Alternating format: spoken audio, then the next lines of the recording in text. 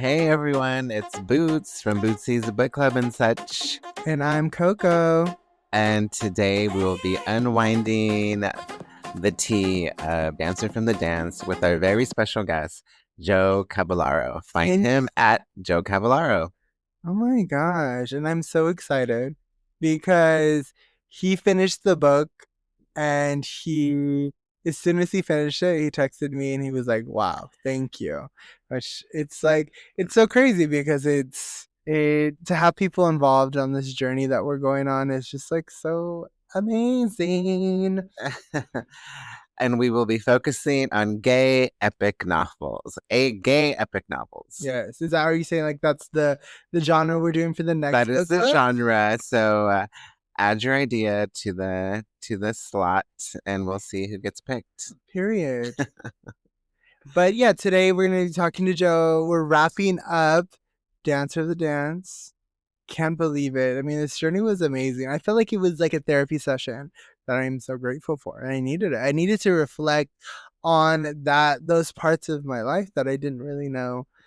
I mean, I don't think I can do that in therapy because it's like you just need to have time to like look back and be grateful for all the stories we have. It unleashed what a therapist could never unleash. I'm telling you, I feel lighter. It gave life, enlivened, me. Period. For sure. What else is coming, Liz? Because a lot is happening. Oh my God. I mean, Word on the Street. Oh. Cocoism, the podcast, episode 1, season 2. Period. Out next Wednesday. Oh my God. We have been putting in the time. We've been putting in the energy to bring y'all something new and exciting.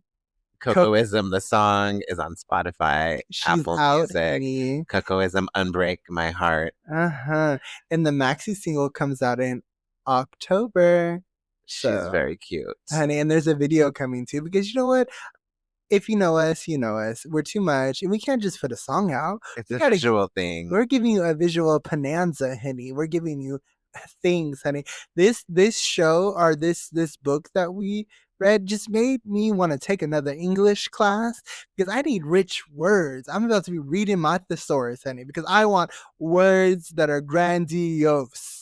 I love that. And Bootsies BookClub Such, gay epic novels, more to come, more to read. And thank you again, Joe, for being our very special guest. Hey everyone, it's Boots from Bootsies BookClub Such. And I'm here with Coco. And of course, our friend Joe, a member of Bootsies Book Club. And we're so lucky to have a guest today to actually explore the book Dancer from the Dance by Andrew Holleran and take in everyone's experience and how you related to it. I personally loved this book so much. Oh, hold on a second. You haven't even introduced and he hasn't said hello. So go ahead. Hello. And Boots is getting into his conversational mode. Finished it, and he's really excited. I get excited. Hey, I'm Joe, and I am a member of the book club, and I was really excited to read Dancer from the Dance, which I have never read before, and surprised me, actually. Have you heard of the book before? It's a famous gay novel. I think it's part of, like, when you think about gay novels, it's one of the ones you think about, and I just never bothered reading it. I don't read much gay fiction. I read a lot of nonfiction, but that's for political reasons. But yeah, I knew about it, and I was really excited to dive in, and I was surprised at it. I was.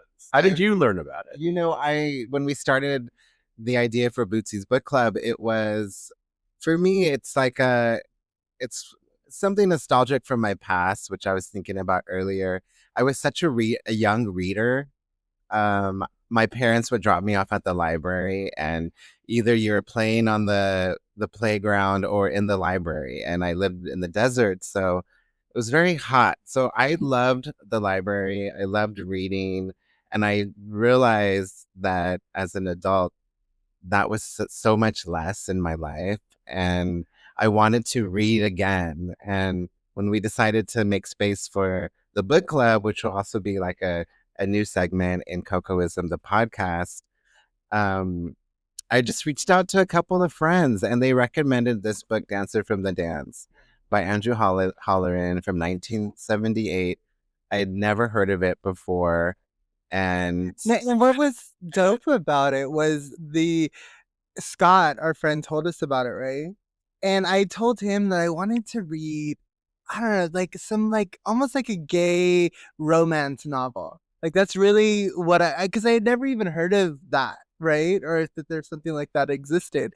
And then he sent us this, and I was just like, that's it. Because we got 4 books, and I didn't even look at the other ones because once I saw this, I was like, that's it, right? yeah, I mean, this one was just like, that's the one. I mean, Yeah, the writing is, and this is what surprised me. The writing is so over the top, especially like the dialogue from Sutherland is so rich and like complex, and it's like intense. It like takes you there. But yeah, I think I was a big reader too. But I did a lot of fantasy and escapist stuff growing up, probably because I was gay. So, as you know, I think I've read maybe Giovanni's Room and Lost Language of Cranes and something by Larry Kramer, probably. You know, I've read some gay stuff, but I haven't really, never been an area I've done a lot in. So this was a delight and I loved it. It really took me to a whole new place because, like I've said before, I've never been to Fire Island. You know, I imagine myself, if I ever left California when I wanted to like leave home, like how it would my life be like that, you know, like in New York, carrying on, you know, being the center of attention and living life to the fullest, right? Being the center of attention. He's pulling his Sutherland like the moments out. right? I mean, Malone, Sutherland, it's like, it's a whole culture that was so like fascinating. Yeah. And yeah, I don't know, but hey, I've never been. And have you been to Fire Island? I have. But before we dive into that, I mean, Coco, were you interested in the language of it or the history of it? Like what really, like when you first got, I'm just when curious. I first started reading it? Yes. Okay, so it was interesting because as soon as I started to read it, I was like, it connected so much to like parts of my life, which I thought was fascinating because it was written in, you know, stories from the 70s. And I'm like, wow, it showed me like how much has not changed and how like each character, it's like we've all known each character. Right. Like Sutherland, like I've totally known many versions of her. And even Malone, I had a moment where I asked him, like, would you be Sutherland or Malone? Right. And he was Sutherland and I was Malone. I felt like that's who I was in my friend group. It's like I wanted to be there, but then I also had like a foot out the entire time. Yeah, that I had a foot out. Yeah, I regret having a foot out sometimes. But to answer your question, because I was kind of curious. Yes, I have been to Fire Island. I mean, I'm the generation that came of age during AIDS. So this generation was the earlier generation. So the first time I went to Fire Island was probably 1990 or 91, and I stayed at the Pines in a fancy house, and I was very aware of the history of it. I may have read a couple of books already, not this one. And so I was aware of it, and I was always, you know, the mystique of Fire Island had been well established and well talked about. I think it was still all going on. I think the meat rack was still going on. I don't remember it. I was there with a boyfriend. It was beautiful. It's a magical place. It is a magical place, Fire Island, and I kind of wish I'd gone back. So I haven't been there in 35 years. Wow. And people still go. It's beautiful. It's really magical. Right. Yeah, I would love to go now and I don't know, just experience it now because I feel like if I would have went when I was younger, like I would have, you know, maybe had too much fun. You know, I would have like done a bit too much. Like I would have been up in those pines. Like they talk about these like glazed events. You would have been doing this Sutherland arriving to a party, you know, in a cat can and all. No, seaplane, baby. Seaplane. I know. I love the seaplane with the daiquiri. Yeah. I know. I mean, how could you not love Sutherland? I mean, like, I mean, this character was it's just so spot on. And every time he talked, and did you read it or did you? Okay, so let me back up. I did the Audible book. Me too. Because I happened to have audible credits and it said one click. And the narration initially, I'm like, oh, he's really gaying it up. I Yeah. realized, actually, I think he is gay. Like the reader, I think, was actually gay. And I think he's not doing a terrible job. And I think he did a nice job with Sutherland, right? Yeah. And I'm like, actually, it's fine. So initially, I'm like, oh, I should have read it. So it's my voice in my head. And then in the end, I'm like, I like the Audible book. It was fine. So I love like at first I was like, I don't know about this guy's voice. He's like really putting it on. But as it kept going through, I was like, okay, like it's like almost like like whoever these characters are, he like knew them. And I think that we all like I thought it knew that. great. I thought it was great too. Yeah. I read half of it and audioed the other half. And I didn't think I was gonna love it as much myself, but I did, and I got into him and his voice as well.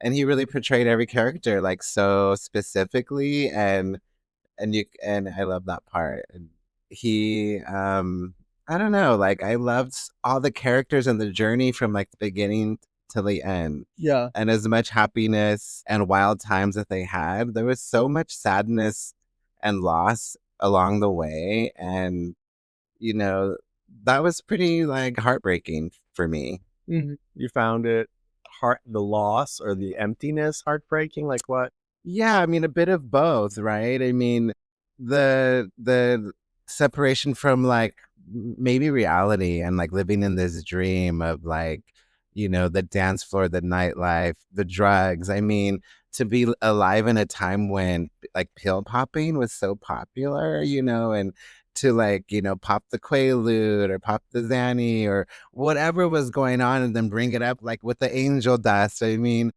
these are some epic times, but I can only imagine like the come down or what that would do to someone emotionally, right? And along the way, you're hearing people, you know, falling out, whether it's the poppers at the bottom of the pool or, you know, the overdose or suicide, you know, jumping off a building. And it's like all the girls were just dropping like flies at one point, and it's like who was the last one standing? And there weren't many, right? I can't even imagine all of the drugs and then the emotions and then like them running away from their life growing up to this new space and how those drugs took them to a space, right? And if they were at all like vulnerable or like, oh, I don't want to do this, how those drugs could just like push you over the edge in terms of, you know, like physically, like how, you know, that one guy threw himself off of the roof.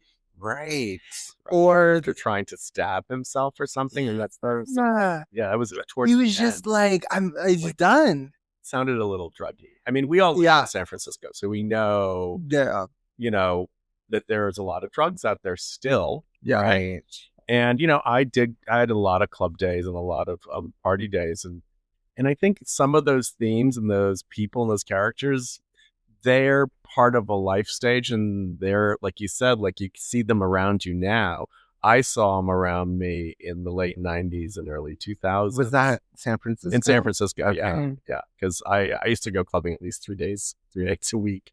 And my knees now are happy for that. Can you take us to one of those places? What? I love Club Universe. That was my club of choice at the time. And I think Pleasure Dome was on Sundays and then a theme party on Saturdays. And you'd go midweek.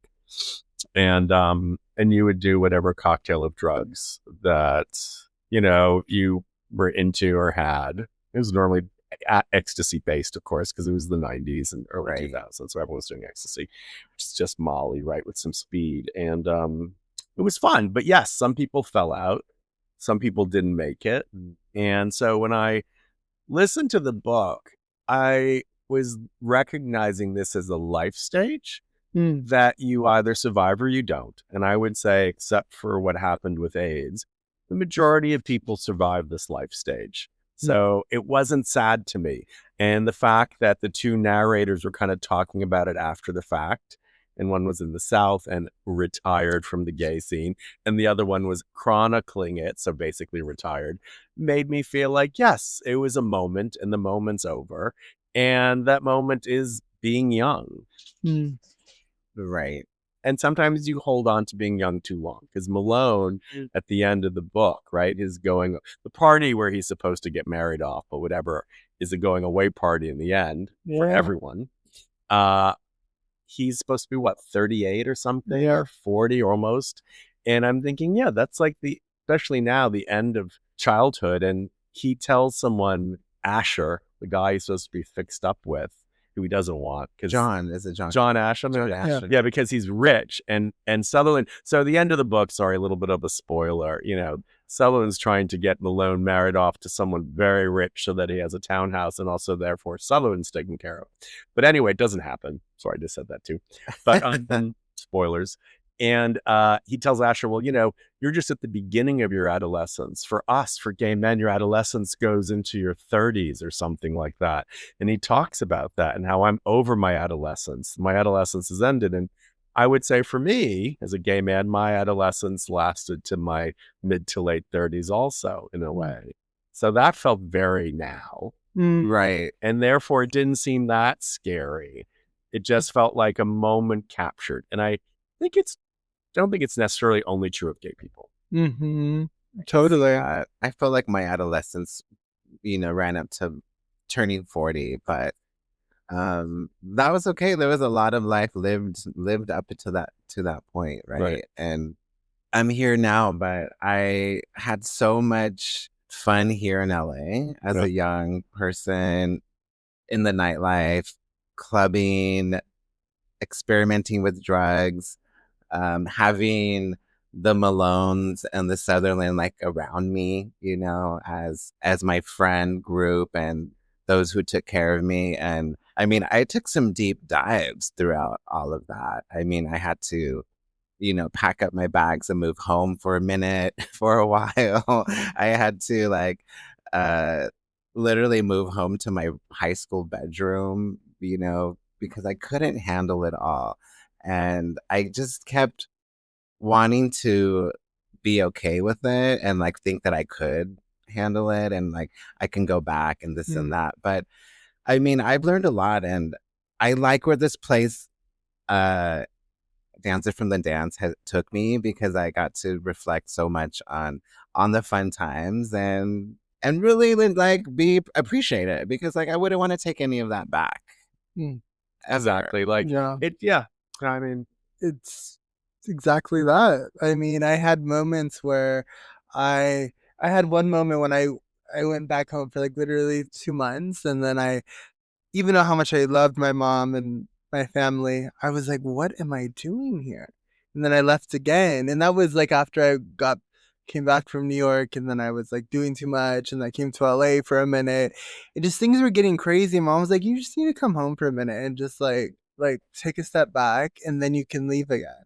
But then I was there, and I stepped back into even a old fling of this older guy that I worked with at Safeway. I was like, I'm here. I might as well see how that goes. And then I, date him for a few months. And then I realized, wow, this is a terrible idea. He was like, you should move into my house. And then I was in his house one day. I wasn't living there, but I was like, wow, I need to get the hell out of here. Was he your Richie? I don't know what the hell he was, but he was one of those moments where he was hooked in. I felt him hooking into my back, and I was like, oh my God, I have to get out of here. And then I called my mom, and she was like, well, you have to break up with him. And then 2 days later, he breaks up with me. But then I'm devastated because I'm young, and I was like, I was going to do it. But then, yeah. But then you step back to step forward, and I never looked back again. I really feel like it was beautiful how everyone talked about their, leaving home and a lot of the darkness there that a lot of people had. And the love stories too. I mean, the darkness. I love the darkness and the search for love, yeah. I love that too. But a lot of, I think, gay novels, to my mind, are kind of coming of age stories of a single person, their journey. At least that's what I think they are. Maybe they're not. I'm sorry if I'm generalizing, but this one painted a world that there were so many amazing characters in on their own journeys. I mean, even the guy on the bench, who I guess is also the guy narrating it, whoever that is. like they have their journey, and there was a lot of, I loved the world it painted, like, you know, how the 12th floor was only good the first year, darling, I love because then it was discovered. And then all the comments on how, well, now discotheques are just big business, or they're making music to roller skate to, right? And in your head, it's like, so you kind of feel like a cultural moment. And, you know, it could be whether it's like the hippies or the gays, like whatever, you know, whatever moment it is, there's a moment like your Haight-Ashbury moment that's like that pure moment. Right. And then you can think about how it changes over time. And it painted a beautiful picture of that world. Totally. I love the language. I love the 12th floor. The 12th floor. I will never say DJ again. I will only say discare. Discare. You know, and it's like, hello. I mean, we're period. been my whole life. The discare. I mean, had you heard that term before? God, it's so fierce. It's like fierce. So that's the thing. There's a lot of fierce parts to it, right? Yeah. And you really kind of feel like you're connecting with a piece of your heritage reading the book, right? Like it's like part of your birthright as a gay person, this book, because the language is so rich. Yeah. I loved it. It was, and I loved how some things were really close to home. Like I was shocked when they spent so many scenes in this park on 2nd Avenue. Yeah. Because I know that part, because when I lived in New York in the 90s, I lived on 2nd Avenue and 28th Street, and I would walk by that park all the time. And of course, you know, it was the 90s, so AIDS had happened, everything had shut down, there were no baths.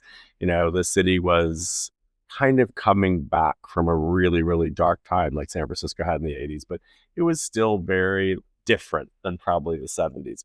And that park wasn't cruisy because it was locked up. It was, they locked it up at night. But can I digress and tell you guys a story? Please. Yes, please. But one day I was walking down 2nd Avenue and I was going to the East Village. And I noticed there was a big accident and a truck had plowed through the big iron gate and the fence, which was like 10 feet tall, that surrounded the park, and caused the fence to crash in. And I guess every other gay person that day who saw that made a mental note to go back that night. So I walked down the street that night, and I think the park briefly returned to what it must have been at the time of this novel, which was Cruise Central. And I actually met my second boyfriend in New York there, who I'm still friends with. He was sitting on a bench. That night? That's one night the fence broke down. And he was sitting on a bench, chain smoking. And we went back to his place, and I'm still friends with him. So that park was really funny. I'm like, I know that park. I met Andrew there. Wow, that's so cool. It was really cool. And I love the fact that, you know, of course, by that time, you know, it was all shut down, right? Sex panic, AIDS panic, conservative backlash, right? But also like changing mores and, you know, more bars, whatever, or less bars. No, more bars and discos. But like, I love the fact that this fence got smashed in by a truck, and it was briefly what it was in Dancer of the Dance. I love that. I wonder if it's still there. The park is there. So, it is there. Yeah, I think there's a school there, and there's like a hospital there. And the park's always going to be there. Yeah. It's a nice little park. I've driven down 2nd Avenue at times, cabs or cars, and it's still there. Okay. Yeah. Next time we go, we have to go. We will. Yeah. It's open during the day, so you can go during the day. Period. I assume they still lock it at night. I don't know. Yeah. It was so funny. What a cute memory. It was a really... No. Period. And when they talked about like that park, it brought me back to like when I first moved to San Francisco, and like, do you remember when like Dolores Park had all those like trees that like covered the paths? Yes. Like on is it the 18th? Well, not 18th, like whatever that street is that goes up. And I just remember it just brought me to that, and I was like, the eras, they just kind of, they change, but there's those sprinkles of like the same constantly, you know? I mean, the meetups at Dolores Park, I mean, too many things, and always the same, and anything could happen all the time. You can meet anyone. Yeah. And that was the party. And I loved like how you said how they talk about characters like the 12th floor and the Egyptian twins and like The heiresses, the yes, whatever. it's just so good. And how like, there's places that have been opened and the first year is just like if you were there, it was it. Right. You know? You knew what it was. Yeah. So yeah, that gets me to something else about the book. Like it was all about like being there, right? Yeah. It's all about that moment that you shared with people. And there was even some at one point where he does talk about that amazing feeling when you're on the dance floor and everyone is on the same page and you're all feeling it and you feel like you're part of something, right? And I think in our very secular world where we're very separated, that's an amazing feeling. And I think people still chase that. That's why they spend $1,000 to see, a Taylor Swift concert, right? True. I mean, the Eras Tour is not that far from going to a disco. You want to feel connected and you'll do anything to feel connected. So these are all human things. And I loved the specific painting he made because I could see in it that there was some of his own life. I think the writer, like there were some things that were so specific that felt very personal that he wove into it. And it just felt like, yeah, this is your memory, which I loved. Yeah. I did too. Who do you guys think Paul was? Because in the end, it was Paul was speaking. His name was Paul. Like, was he? You mean the guy on the bench? The writer? Right. Yeah, I think you made such a good point just now. Like there's stories in there that like when he was saying them, they were like so like only if you were there you could tell it like that. Even the part where Freddie beats Malone up and then him running to the alley to then sit in this one spot and then Sutherland comes out, they meet. I mean, the moment they met was like fabulous. It's just like... And then he just took him in and he didn't move out for how many years? 9, 10? Yeah. I don't even know. Crazy. Yeah, I don't know who Paul... the name... So, of course, I did ask an AI to help me with the book after. Period. Because I was curious. And it did say, like, it doesn't follow a conventional narrative. It's a little back and forth. And then, of course, it said what I already knew, which is, and the language and prose style is very rich. I'm like, it certainly is. Yeah. It's like a double chocolate cake. It's so it's over the top. But I don't know. The book begins and ends with letters between two friends, right? Who were part of the scene but aren't any longer. One of them reminds me of Sutherland, and I have a theory. And that's the one in the South. Who always signs her name like Renee de Rothschild. Yes. Paulina de Sarrat or whatever it is, right? All grand, darling, and very much like Sutherland. And then the other one is the writer in the North, who I don't know who he is at all. Which one was Paul? The Southerner? The Southerner, right? No, or the North, or the guy writing it? I think the guy writing it. So I don't know who he is, but I have a theory. Do you want to hear it? Yeah. Yes. Spoiler. Let's hear it.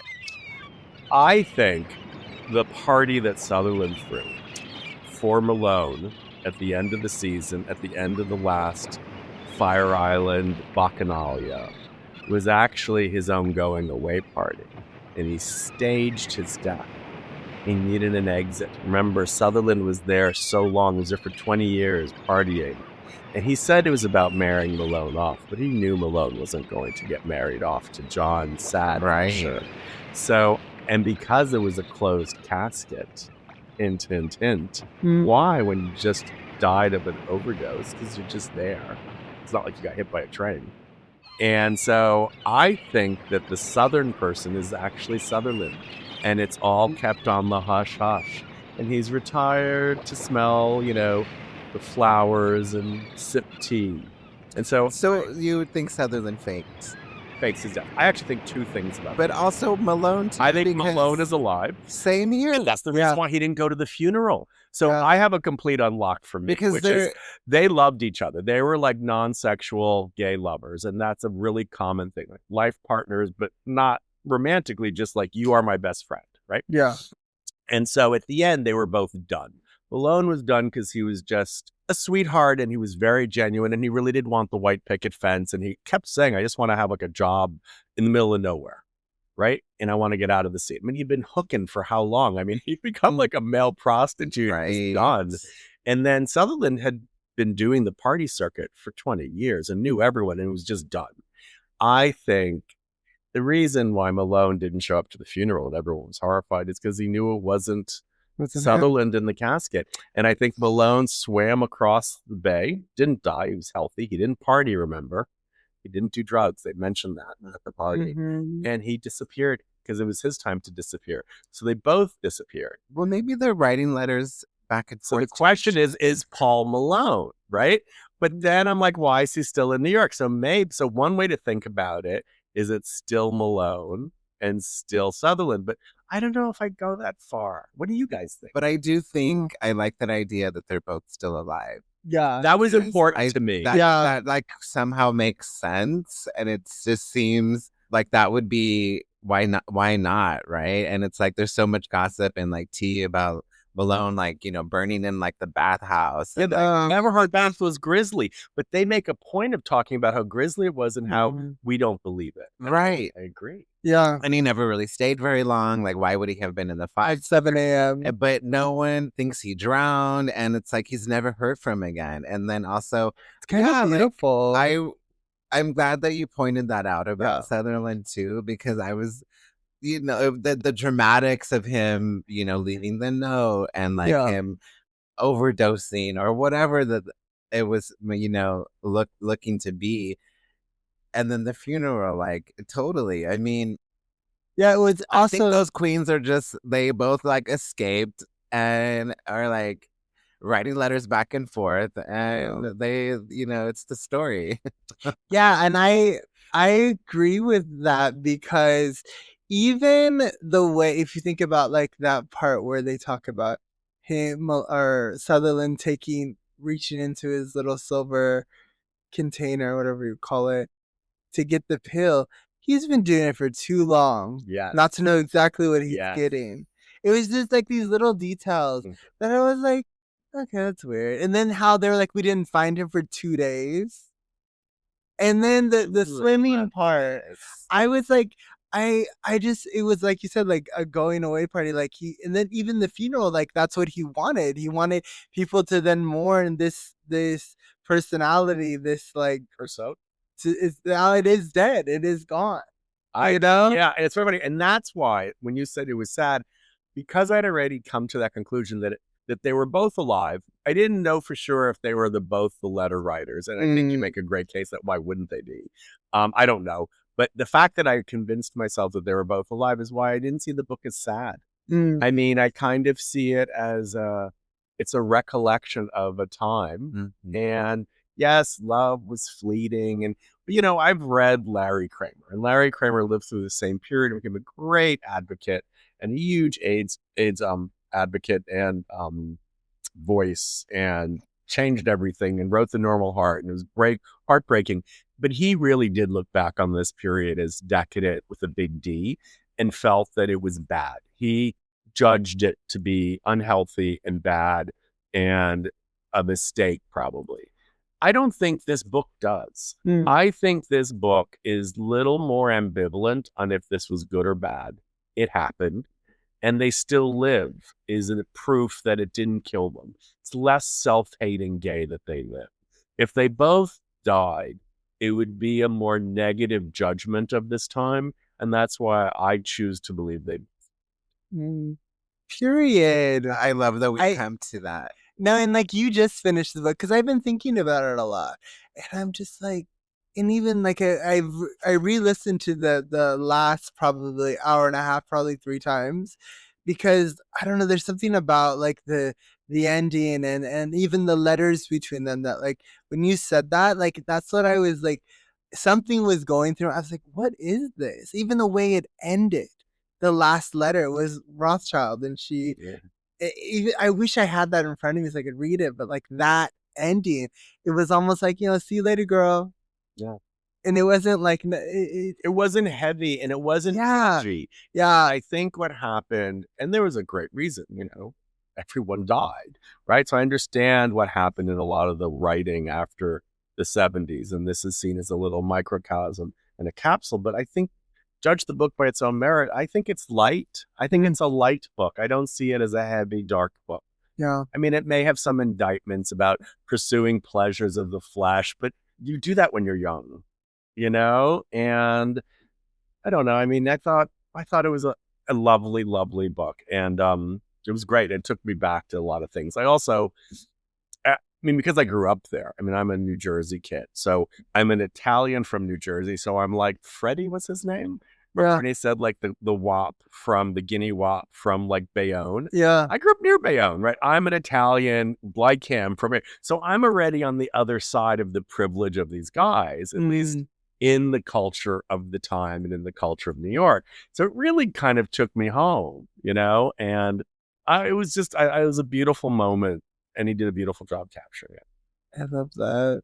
It's It's so lovely, guys. And, for me, I'm going to end with, we're all three on the 12th floor. We're dressed. Hell yeah. We're dressed to the nines. Wait, no, you can't just end it there. Like, what would you be wearing? I'd be wearing my pumps, Okay. my platform, Period. black leather, Period. a harness, and a black leather cap. Or what would you be wearing? Well, believe it or not, I'd be wearing sandals, which I got into a lot of trouble going to. Period. And years later, the doorman said, I'm sorry I was so hard on you all those years for not letting you in with sandals. I'm like, I love dancing in a Jesus. And sandal. You have it with those sandals. That's not a Jesus sandal. I don't know what I'd be wearing. I'd be shirtless in a Jesus sandal and probably a pair of Levi's. Period. Like pants? Yeah, probably a full pair of pants. Tights. Yeah. I'm really wearing like booty shorts, a see-through shirt, and like a huge kimono that like was like kind of see-through, and then a mohawk, but like a tall one. What time would you arrive? 2.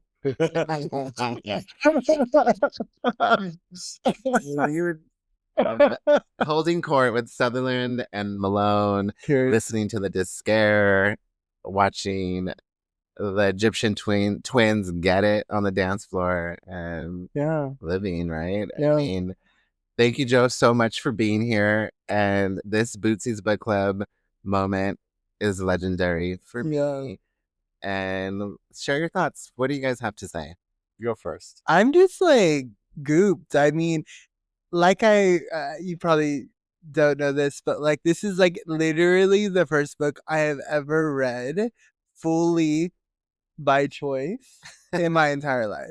And I am so happy, and it makes me excited to then do or read more, because it's like I've never found something that like I started and wanted to finish. I was really happy that this was it, and it was like, I don't know, it was so warm and allowed me to reflect on a lot of my past, which I haven't really done in a while. Oh, that's so beautiful. That's love. Yeah, how about you? And also tell us a little bit about you too. Oh, well, I have to finish a little bit about me. Yeah. Well, I will also say thank you for inviting me to this, and thank you for having me read. I think one of the, clear masterpieces of gay novels in our lifetime, because I think it's absolutely beautiful. And I have an aversion to doing things that, reading gay literature, and I'm going to have to get over that. I think I have to embrace that. So that's on me. I'm Joe Cavallaro. I was born in New Jersey, and I made art in the 90s. I went to art school, and then I became a corporate creative person, and now I'm back to making art, and I live in LA. Period. Here for it all. And where can they find you, Boots? You can always find me at Boots Bueno and at Cocoism 1. Period. And me, Coco Alexander, live, baby. Yeah. I cannot wait for the next book. I know. Now I really want to take some time. And hopefully we'll see you again on the next round. Oh, maybe. That'd be great. Yeah. Another book. So fun. So good. So till next time. You're too many things. You're too many things. So let's... You're both too many things. Oh. So let's be too many things together. Together. Okay. Sweetie, you're too many. What? Too many. What? Too many. What? Too many things. What? Sweetie, Too many things. you're too many things. What? So let's be Too many things. together. Together. Together. Together. Together. Together. You're too many things. Oh gosh, I love that.